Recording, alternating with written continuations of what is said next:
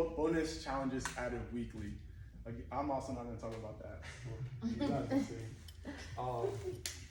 And so closing notes, if you need accountability and are ready to dial in nutrition and just like, you've been telling yourself, hey, I'm going to start Monday, and then Monday comes, and it's Monday night, Tuesday.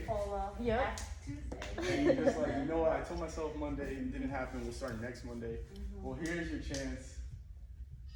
We're gonna launch this challenge. And then as you're doing the challenge, this goes back kind of to like the mindfulness. As you're doing the challenge, and even after, focus on the habits, not just the numbers. We get caught up in the numbers, but don't think about the habits. The habits is what's gonna give you that long-term sustainable change that you're looking for. That's gonna, once you start incorporating these things, No, go. okay. Sorry. No, it's all good. Once you start incorporating these things, you'll start heading down that path that you want. That's going to lead you to that overall wellness and health. So definitely use the numbers, but use them as a guide to uncover the habits, to peel back the onion layers, and then seek to uncover which actions will have the greatest impact now. There's a lot of things that I talked about earlier. Try and pick one and work on that. And once you get really good at that, pick something new and just keep going and building on that confidence. I have a question. Yes. Being that I am a trainer and I'm working with a lot of women, they feel great and they feel confident up until it's that time of month. Oh, No. And that's for me, I can relate, but it's really hard to get them back on track as far as eating. So it's kind of like they're working out, they get the workouts in, but that time of month comes and I can relate to the cravings. Like I'll have a chocolate here and there, but it takes them another week to bounce back from, they give themselves a week to like eat whatever. Can you give us ladies some kind of like,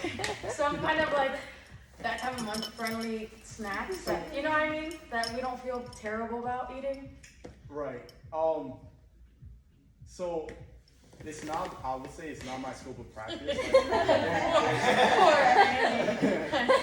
There's definitely like certification and stuff that are particular in that subject, and I'm just not, it's out of my scope. I will say, what I will say is, during that time of month, just try and treat yourself with like kindness. It's okay if you're having a craving.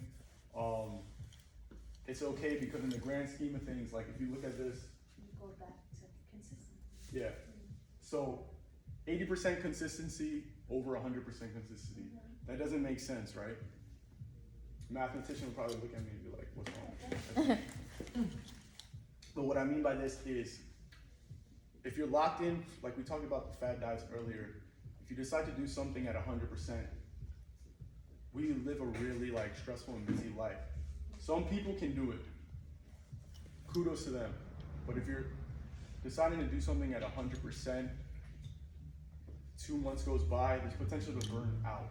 And so what we don't want to happen is that 100% for 2-3 months, you get burned out, fall off the wagon, that cycle comes, you go 3 months without it, comes back and you look in the mirror and you're like, I'm not happy with what I'm looking at.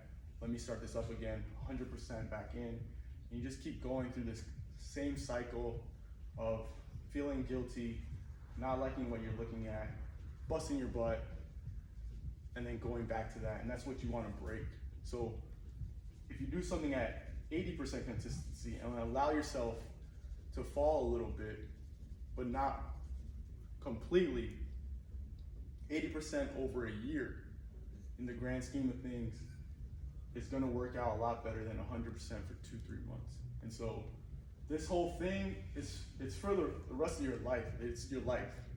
So it's definitely not a sprint, it's a marathon. You can incorporate these things and bust your butt and say, you know what, these next 3 months I really want to take it to another level. Fine, that's perfect.